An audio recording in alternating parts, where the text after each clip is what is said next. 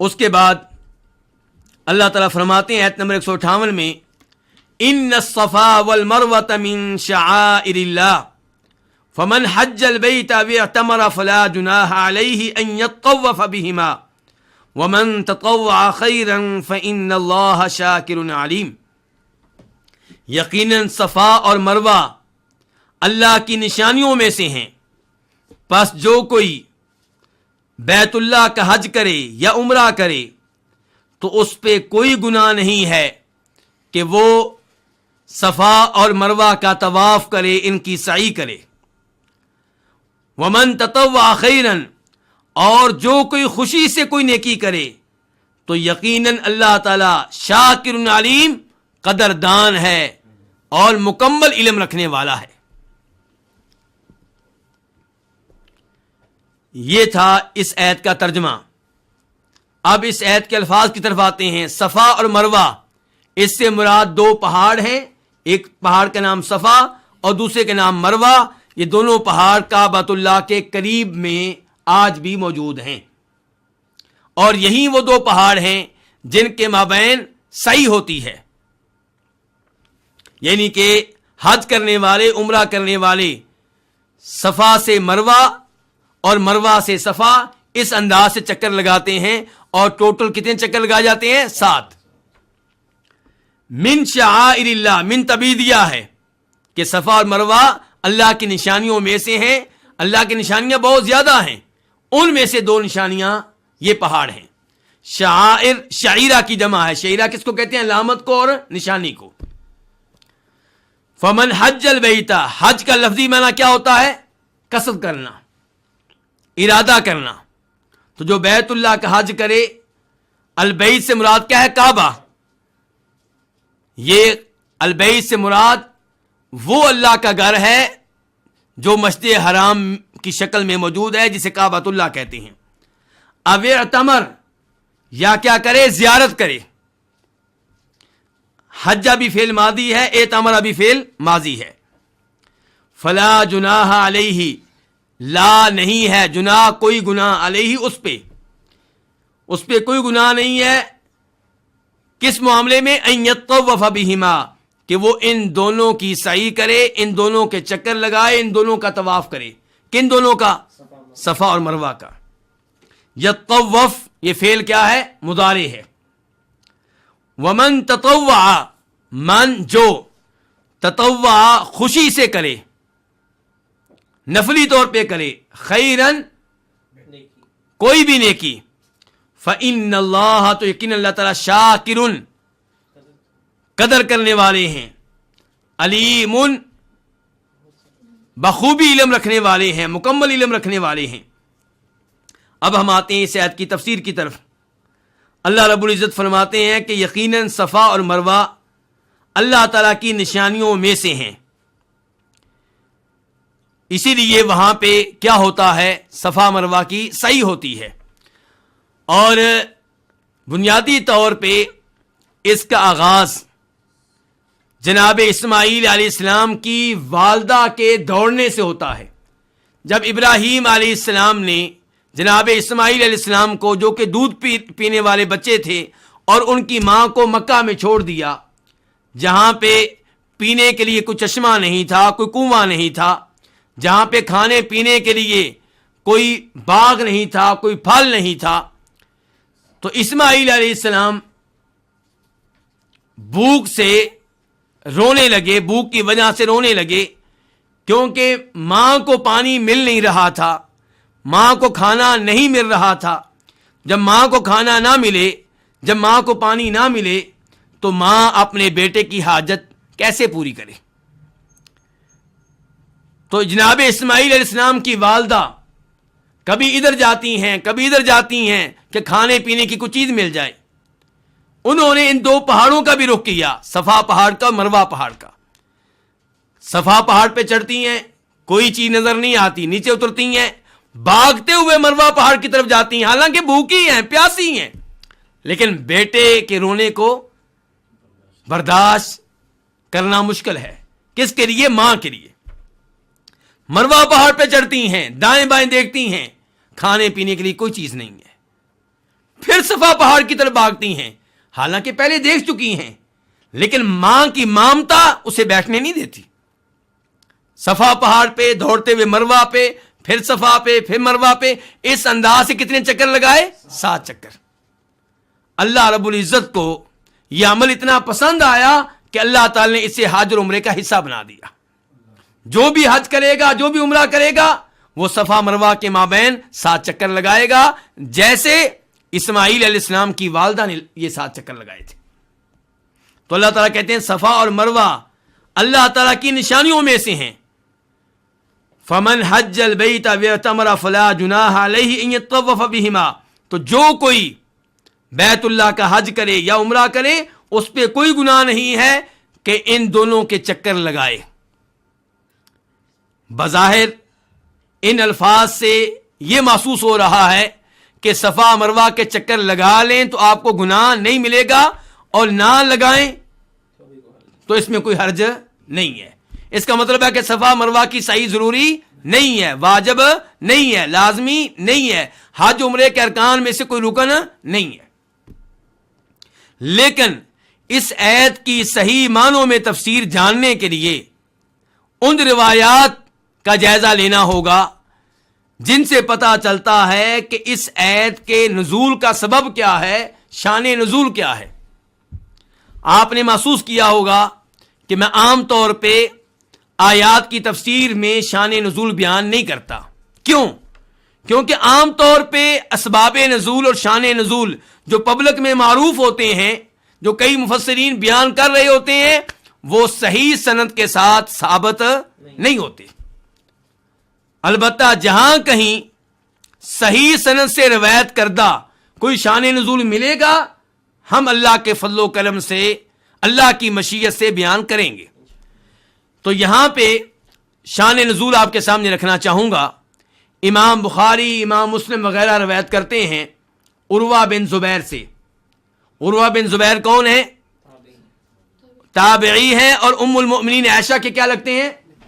بانجے ہیں، جناب اسماء کے بیٹے ہیں، زبیر بن عوام کے بیٹے ہیں، ابو بکر صدیق رضی اللہ عنہ کے کیا ہیں؟ نواسے ہیں۔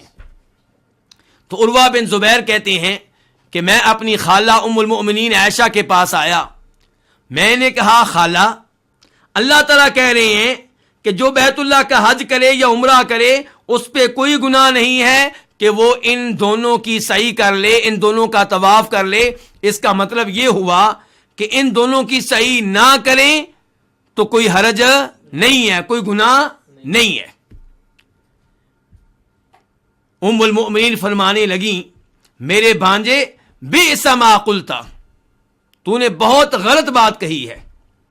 اگر اس آیت کا مطلب یہ ہوتا کہ صفا مروا کی سعی نہ کریں تو کوئی گناہ نہیں ہوگا تو اللہ تعالیٰ کہتے فلا جناح علیہ اللہ یطوف بہما، اللہ تعالیٰ ان کے بعد لا بولتے، اللہ تعالیٰ کہتے کہ اس میں کوئی حرج نہیں ہے کہ آپ ان دونوں کا طواف نہ کریں، ان دونوں کی سعی نہ کریں۔ اللہ نے نا کا لفظ نہیں بولا، اللہ تعالیٰ کہہ رہے ہیں اس میں کوئی حرج نہیں ہے کہ آپ ان دونوں کا طواف کریں، آپ ان دونوں کی سعی کریں۔ پھر ام المؤمنین عائشہ نے سبب نزول بتایا تاکہ معاملہ مزید واضح ہو جائے۔ فرمانے لگیں کہ یہ آیت نازل ہوئی ہے ان انصاریوں کے بارے میں جو مسلمان ہو گئے، وہ مسلمان ہونے سے پہلے منات بت کے نام پہ تلبیہ کہا کرتے تھے۔ جب وہ منات بت کے لیے تلبیہ کہا کرتے تھے اور وہ اس کی عبادت کے قائل تھے، اور یہ بت مشلل میں موجود تھا مکہ اور مدینہ کے مابین، تو یہ لوگ جب مکہ پہنچتے تو صفا مروہ کے مابین سعی نہیں کرتے تھے۔ صفا مروہ کے مابین سعی کو یہ لوگ گناہ سمجھا کرتے تھے۔ یہ کون بیان کر رہی ہیں؟ ام المؤمنین عائشہ۔ تو اللہ تعالیٰ نے اس بارے میں یہ آیت نازل کی اور فرمایا کہ صفا مروہ کی سعی گناہ نہیں ہے، کیونکہ یہ لوگ صفا مروہ کے مابین سعی کو کیا سمجھتے تھے؟ گناہ سمجھتے تھے۔ اور گناہ کیوں سمجھتے تھے؟ اس بات کا علم ہمیں ایک دوسری روایت سے ہو سکتا ہے۔ اس کا اندازہ ہمیں ایک دوسری روایت سے ہو سکتا ہے، کیونکہ صفا مروہ پہ دو بت موجود تھے، ایک اساف اور ایک نائلہ. تو چونکہ یہ لوگ منات بت کو مانتے تھے تو شاید اسی لیے یہ صفا مروہ کے مابین سعی کو گناہ سمجھتے تھے، کیونکہ وہاں پہ اساف اور نائلہ بت موجود تھے، جبکہ یہ ان کی عبادت کے قائل نہیں تھے، یہ تو منات بت کی عبادت کے قائل تھے. ام المومنین عائشہ سے یہ سبب نزول کس نے نقل کیا ہے؟ عروہ بن زبیر نے. عروہ بن زبیر کہتے ہیں میں بعد میں ابو بکر بن عبد الرحمن بن حارث بن ہشام سے ملا اور میں نے کہا ام المؤمنین عائشہ نے یہ بات بتائی ہے. تو وہ کہنے لگے جو کچھ ام المؤمنین عائشہ نے تمہیں بتایا ہے میرے لیے نہیں ہے، یہ چیز میں پہلے نہیں جانتا تھا، البتہ میں نے یہ بات اہل علم میں سے کئی ایک سے سنی ہے. مراد کون ہے؟ صحابہ کرام. کئی ایک سے سنی ہے کہ لوگ مسلمان ہونے سے پہلے کعبہ کا بھی طواف کرتے تھے، صفا مروہ کے مابین بھی طواف کرتے تھے، ان کا بھی طواف کرتے تھے، یعنی کہ ان کے مابین سعی کرتے تھے. جب انہوں نے دیکھا کہ اللہ تعالیٰ نے قرآن میں ایسی آیتیں نازل کی ہیں جن میں کعبہ کے طواف کا ذکر موجود ہے، صفا مروہ کے طواف کا ذکر موجود نہیں ہے، تو وہ سوال کرنے لگے کہ اگر ہم صفا مروہ کے مابین سعی کریں، ان کا طواف کریں تو کیا ہمیں گناہ ملے گا؟ تو اللہ نے کہا فلا جناح علیہ ان یطوف بہما، صفا مروہ کے مابین سعی کرنا اور ان کا طواف کرنا اس میں کوئی گناہ نہیں ہے. ابو بکر بن عبد الرحمن بن حارث بن ہشام کہتے ہیں کہ میرا خیال یہ ہے کہ یہ آیت ان دونوں معاملات میں نازل ہوئی ہے، ان کے بارے میں بھی جو منات کے نام پہ تلبیہ کہتے تھے اور صفا مروہ کے مابین سعی کو کیا سمجھتے تھے؟ گناہ، اور ان کے بارے میں بھی جو پہلے صفا مروہ کی سعی کرتے تھے، مسلمان ہونے کے بعد جب انہوں نے دیکھا کہ اللہ نے صفا مروہ کے مابین سعی کا ذکر نہیں کیا تو وہ اس کو گناہ سمجھنے لگے، تو ان کے بارے میں بھی یہ آیت نازل ہوئی ہے. بلکہ یہاں پہ ایک اور روایت آپ کے سامنے رکھنا چاہوں گا جسے امام بخاری روایت کرتے ہیں عاصم احول سے. وہ کہتے ہیں کہ جناب انس ابن مالک سے سوال ہوا صفا مروہ کے بارے میں، کہنے لگے کہ ہم زمانہ جاہلیت میں صفا مروہ کے مابین سعی کو جاہلیت کا ایک معاملہ سمجھا کرتے تھے، جاہلیت کا کام سمجھتے تھے، کفر کا کام سمجھتے تھے. اور اس کی وجہ کیا ہے؟ شاید اس کی وجہ وہی ہے جو پہلے میں بتا چکا ہوں، کیونکہ یہاں پہ دو بت موجود تھے. کہنے لگے اس لیے جب ہم نے اسلام قبول کیا تو اسلام قبول کرنے کے بعد ہم نے صفا مروہ کی سعی ترک کر دی. کیوں؟ کیونکہ ہم سمجھتے تھے کہ یہ جاہلیت کا کام ہے. تو اللہ نے یہ آیت نازل فرمائی ان الصفا والمروہ من شعائر اللہ فمن حج البیت واعتمر فلا جناح علیہ ان یطوف بہما. تو خلاصہ کلام یہ ہے کہ جب اللہ تعالیٰ کہہ رہے ہیں کہ ان کے مابین سعی کرنے میں کوئی گناہ نہیں ہے تو اللہ تعالیٰ لوگوں کے اشکالات کا ازالہ فرما رہے ہیں. جہاں تک تعلق ہے صفا مروہ کے مابین سعی کے حکم کا کہ یہ سنت ہے یا واجب ہے یا رکن ہے، تو صحیح بات یہ ہے کہ یہ واجب ہے، ضروری ہے، بلکہ رکن ہے. کیسے پتا چلا؟ نمبر 1، امام احمد اپنی مسند میں روایت کرتے ہیں کہ نبی علیہ السلام نے فرمایا اسعوا فإن اللہ کتب علیکم السعی، کہ لوگوں صفا مروہ کی سعی کرو، اللہ نے صفا مروہ کی سعی تم پہ فرض کر دی ہے، لکھ دی ہے. دوسرے نمبر پہ ام المؤمنین عائشہ فرماتی ہیں اس روایت کے مطابق جو مسلم شریف میں آئی ہے کہ اللہ تعالیٰ اس آدمی کے حج اور عمرے کو مکمل نہیں کریں گے جو صفا مروہ کے مابین سعی نہیں کرے گا. اور تیسرے نمبر پہ ام المومنین عائشہ فرماتی ہیں اس سبب نزول کو بیان کرتے ہوئے جو میں آپ کے سامنے ذکر کر چکا ہوں کہ سن رسول اللہ صلی اللہ علیہ وسلم الطواف بہما، کہ اللہ نبی علیہ الصلوۃ والسلام نے صفا مروہ کے طواف کو مقرر کیا ہے. اور آگے فرماتی ہیں کسی کے لیے جائز نہیں ہے کہ وہ ان کا طواف ترک کرے، ان کے مابین سعی کو ترک کرے. تو خلاصہ کلام یہ ہے کہ سعی کا حکم کیا ہے کہ یہ حج عمرے کے ارکان میں سے ایک رکن ہے. اس کے بعد اللہ تعالیٰ فرماتے ہیں وَمَن تَطَوَّعَ خَيْرًا، اور جو خوشی سے کوئی خیر کا کام کرے تو اللہ تعالیٰ قدردان ہیں، علم رکھنے والے ہیں۔ اس جملے سے اللہ تعالیٰ کے دو ناموں کا پتہ چلا، ایک شاکر اور ایک علیم، اور اللہ تعالیٰ کی دو صفات کا پتہ چلا، شکر اور علم۔ اللہ تعالیٰ اس کے قدردان ہے جو اللہ تعالیٰ کی اطاعت کرنے والا ہے، جو نیک اعمال سر انجام دینے والا ہے، اور اللہ تعالیٰ ہر ایک کی نیت کو جانتے ہیں، ہر ایک کے عمل کو جانتے ہیں، اس کے مطابق اللہ تعالیٰ جزا دیں گے۔ اللہ رب العزت سے دعا ہے کہ اللہ تعالیٰ ہمیں صحیح معنوں میں قرآن کی تفسیر سمجھنے کی توفیق دے۔